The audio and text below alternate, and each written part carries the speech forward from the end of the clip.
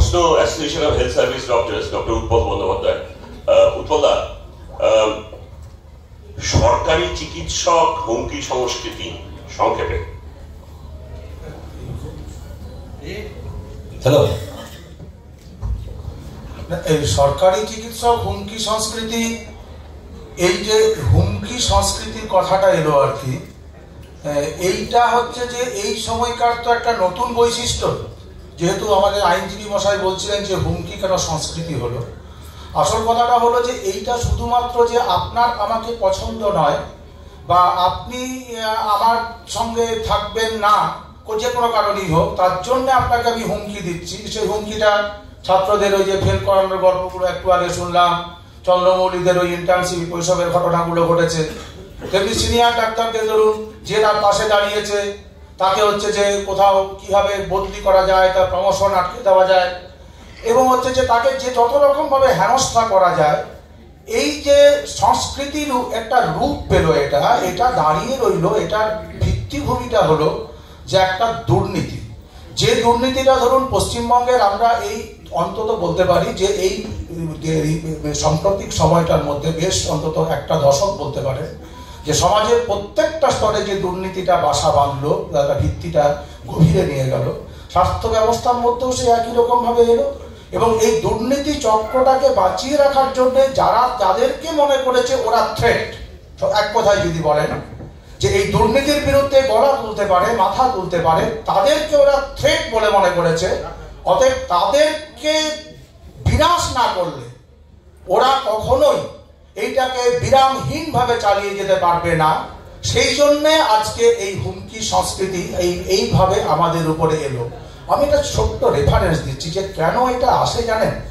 সেটা হচ্ছে যে কোনো ব্যবস্থাতেই যদি ধরুন একজন মানুষ যখন কোথাও একটা কিছু দেওয়ার জায়গায় থাকে, আরেকজন সেটাকে গ্রহণ করার জায়গায় থাকে, তখন যদি তাদের দুজনের মধ্যে একটা জ্ঞানের তারতম্য কোথাও ঘটে, তখন হচ্ছে যে এই ধরনের নৈতিক বিপর্যয়টা হলে পরে আমি নিজেও কোথাও একটা আমার পক্ষে প্রতিকূল কিছুকে নির্বাচন করে ফেলি। এটা হচ্ছে যে কেন অ্যারো এবং জর্জ অ্যাকেলরফ, দুজন অর্থনীতিবিদের একটা তত্ত্ব আছে। তারা সেখানে এইটাকে বারবার ধরে দেখিয়েছে যে স্বাস্থ্য ব্যবস্থায় এই জ্ঞানের তারতম্যটা অনেক বেশি বলে, বা ধরুন এই পাস ফেল দিয়েই বলি, ধরুন এই যে পাস ফেল নিয়ে কথা হচ্ছে, ওটা ফেল করানো আমার এই ইন্টারমিডিয়েটই বললো ছাত্রীটি। তো ধরুন আমি জানি যে পড়াশোনা করলে পাস করে, ছাত্রও জানে পড়াশোনা করলে পাস করে, কিন্তু আমাদেরকে যারা নিয়ন্ত্রণ করে তারা একটা অন্য কিছু কথা ভেবে রেখেছে যেটা আমি বা ওই ছাত্রছাত্রীটি জানে না। অতএব জানে না বলে প্রাথমিকভাবে হচ্ছে যে আমিও ঠকে গেলাম, আমিও ছাত্রটিও ঠকে গেল। ঠকে যাওয়ার পরে এই পরিস্থিতিতে যখন এই নৈতিক বিপর্যয়ের পরিস্থিতি, আমি আমার পক্ষে প্রতিকূল কাউকে নির্বাচন করলাম যে তার অধীনে থাকলে বোধহয় আমার এই সব কিছু সুনিশ্চিত থাকবে। আমার ছাত্রছাত্রীরাও কোথাও প্রথমবার ঠকলো, দ্বিতীয়বার হচ্ছে যে সে ঠকে যাওয়ার থেকে বাঁচার জন্যে ওদেরই বোধহয় ব্যবস্থা হয়। এবং এইটা করতে করতে যেটা আমার এই জুনিয়র ডাক্তার বন্ধুরা দেখবেন লাইভ স্ট্রিমিং মিটিংয়ে একটা কথা বলেছিল যে আমাদের এই যে মোটামুটিভাবে ধরুন প্রতিযোগিতামূলক পরীক্ষায় পাশ করে আসা, ঘরে পাড়ায় ভালো ছেলে হিসেবে চিহ্নিত হওয়া, এরা কি করে দুর্বৃত্ত হলো? আসলে এই ঠকে যাওয়া, একবার ঠকলাম, শিকার হলাম, তারপরে কোথাও একটা ওই চক্রের মধ্যে যদি আমি ঢুকি, শিকার ধরার কাজটাও তোরা তাকে আমাকে দিয়ে করা, যেটা ওটা গল্প শুনলাম 20,000 টাকা দিতে হয়েছিল কাকে, বা ওইসব কথাবার্তা হয়েছিল।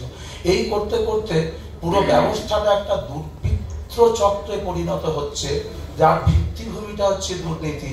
এবং বেঁচে থাকার জন্য তাদেরকে তখন এই শেষ আশ্রয় হিসেবে এই থ্রেট কালচার বিষয়টাকে শুধুমাত্র গ্রহণ করতে হচ্ছে।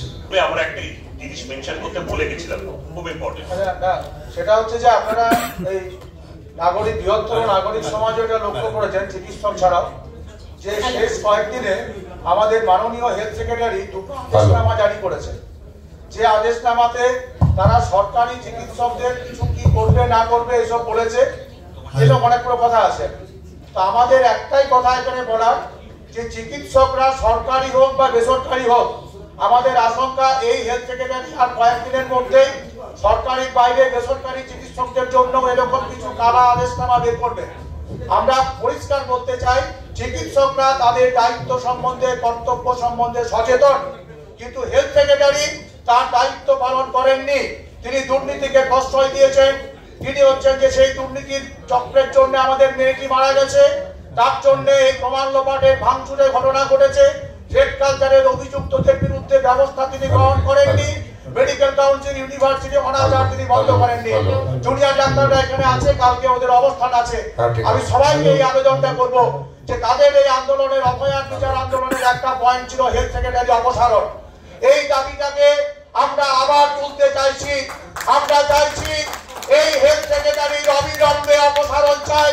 আজ থেকে এটা শুরু হবে, কালকে সে আমরা ধর্ণা মঞ্চ, অবস্থান মঞ্চে পর্যন্ত এই দাবি নিয়ে যাব এবং ওনার অপসারণ না ঘটা পর্যন্ত পশ্চিম বাংলায় এই দুর্নীতি, দুর্বৃত্ত, থ্রেড কালচার শেষ হতে পারে না, এটা আমরা বিশ্বাস করি।